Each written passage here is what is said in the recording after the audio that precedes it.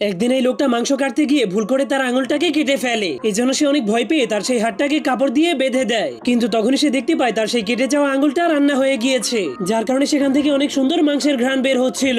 এজন্য তার জিভে পানি চলে আসলে সে নিজেকে কন্ট্রোল করতে না পেরে সেই আঙুলটাকে খেতে শুরু করে দেয়। কিন্তু সেটাকে খাওয়ার পর থেকেই সে নিজেকে অপরাধী মনে করতে শুরু করে দেয়। এজন্য সে কসম করে আজকের পর থেকে সে আর কখনোই মানুষের মাংস খাবে না। কিন্তু তখনই সে হঠাৎ করে ভাবতে শুরু করে মানুষের শরীর তো দুই পাশে সমান সমান হওয়া উচিত। যদি ডান হাতের একটা আঙুল না থাকে তাহলে বাম হাতেরও একটা আঙুল কেটে ফেলা উচিত। এজন্য সে তার বাম হাতেরও একটা আঙুল কেটে রান্না করে খেয়ে ফেলে, যার কারণে এখন সেই লোকটার মানুষের মাংস খাওয়ার নেশা হয়ে গিয়েছিল।